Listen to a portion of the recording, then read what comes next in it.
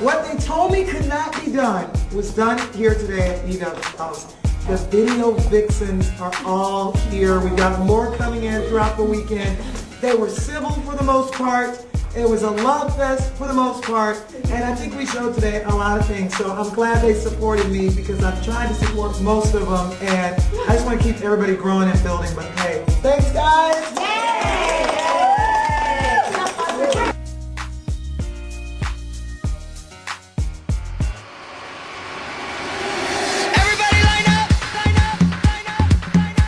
The show is about to start. Places. The show is about to start. You have to show a look, have a look, or give a look. Faces. Beautiful. No one ugly allowed. Are you ready? Here we go.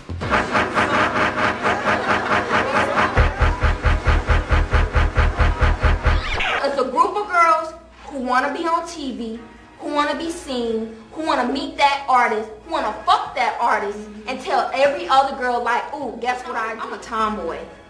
Definitely a tomboy. I don't think I'm better than anybody. I don't think I look better than anybody. You know, I'm doing stuff because I want to be in other avenues.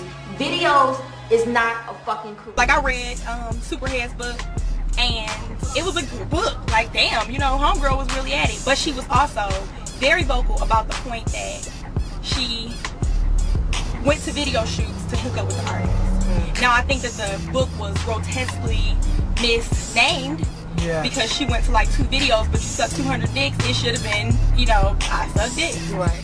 I don't respect her under any circumstances, none whatsoever. The same people in the industry that she knows, everybody knows. You act as though it's something special because you know them people. Who don't know them people? Hell, as a matter of fact, me dancing in the 10 years, I can almost guarantee you I've come across, if not more, of the celebrities you have. I would never, ever disclose the intimacies of what another human being is thinking or they're doing. I mean, I understand the purpose was for some money, but there's a line. And I mean, after that, where does that leave you?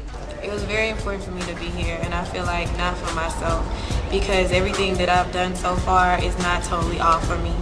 Like I said, I feel like the girls that are coming into this, we need to set a better example for them, period. And if we're sitting up here like, oh man, this girl's doing this and this girl's doing that, well, you know what, it's because of us. It's because we do what we gotta do, and we've learned that, you know, it's a cutthroat industry and girls are gonna talk about you this, that, and the third, but guess what? The rappers are laughing, the directors are laughing, everybody is laughing at us, period, point blank. And I feel like this summer needs to be the first thing that starts basically a revolution.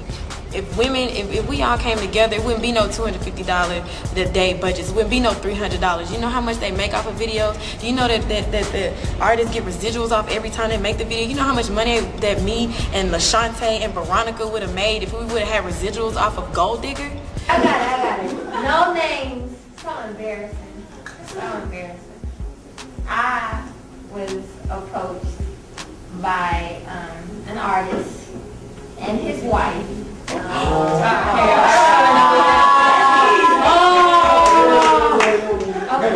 that's very. I'm not gonna tell you who it is, but everybody you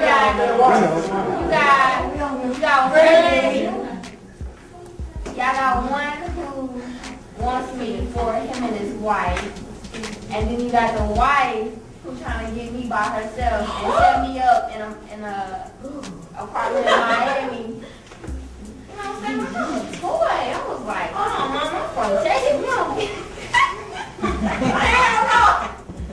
That was so rude. Around it, but just not. Some people probably just turn, you know, like a deaf ear to it, but it goes on, and girls come back like that's it, and it's like that's not it. We're working, and it's like, oh well, you know, I was just with, you know, such and such, and it's like, for real? So you still not in that part? You still didn't get that scene? Oh, you're not even in the video. Oh, okay. So it's like that's not what's up. It's nasty, and it hurts the girls that don't get down like that. That's really what's up. You know what I was gonna say is what they don't realize too is if you really are trying to make a career or have like a a future in the business or in the industry, you think you may go and get down with artists or whatever, but what you don't realize, yeah, you go and get busy or do whatever, do the benevolence, as my brother Junior was saying. You know, at the end of the day, like, you may be screwing yourself out of another job, because he'll be like, you know, say the next video or something comes up, and he's like, oh, her? Oh, you may be beautiful, fly, whatever. Oh, no, not her, because I screwed her, and my wife is going to be on set today, so we can't have her around. Yes, I have dated artists. What's wrong with dating an artist? If I worked at IBM, and I met this dude at the coffee machine every day, and we started to talk, and damn, he's sexy, and wow, you know, we see each other regularly. Well, he might ask me out on a date, and I might say yes. So that's the same way I feel. Just because this is my particular industry, and they just happen to like be billionaires sometimes, or be really, you know, in the public eye, it makes it no different, because they're still regarded as a job. I still regard it as a job, what I do as a job, and the artist, well, it's plural, but I'm not going to tell you all that. Is it commonly known, one of the people that you dated? All of them are, but it's only 3. Well, maybe 4. Only 4. But the most commonly known was my first. And let me tell you, he just did these romantic things. And when you are 17 years old, okay, and you have someone who the whole world loves, and they have established a legacy at this point, like they are legendary almost, and you're on a video set working, and little X comes up to you and goes, sincerely, I got somebody that wants to meet you. They've been asking me about you.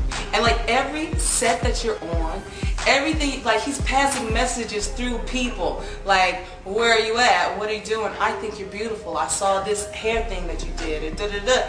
And then when you meet him and you're in the club and he like blocks off the entryway, and he's like, listen, I need you in my life. I mean, it's easy to get overwhelmed and caught up in it, you know? Yes, I did date an artist, and I actually met him on set of a video, and I used to live with him for about 8 months.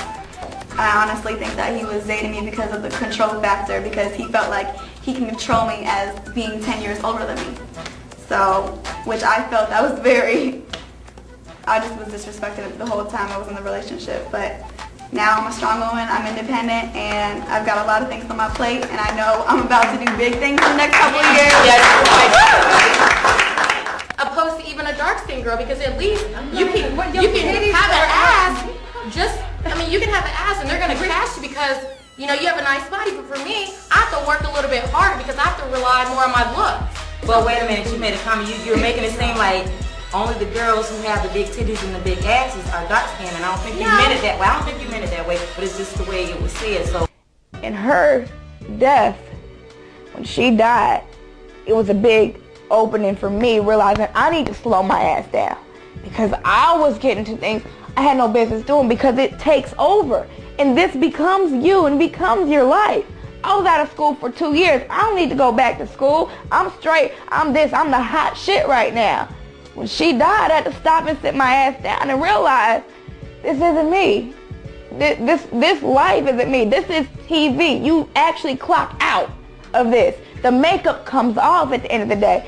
And these girls don't realize, they think that it's a video 24/7. I'm telling a story that she's not here to tell.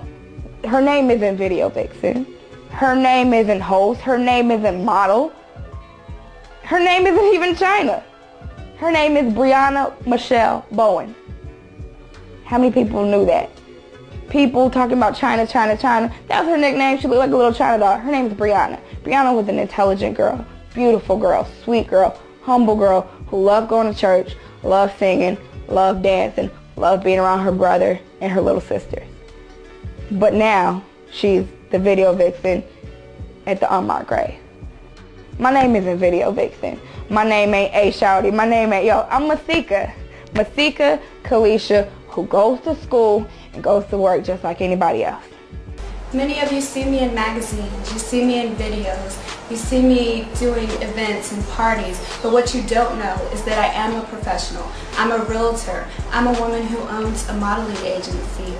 I'm actually standing here in one of my listings. It's a $500,000 listing. The kind of money that you make on that, I mean, you might see me in the street and say, oh, she's just a model, she's not making any money, but this is where the true money is. I'm a realtor, I'm a woman who is professional, and I am a video vixen.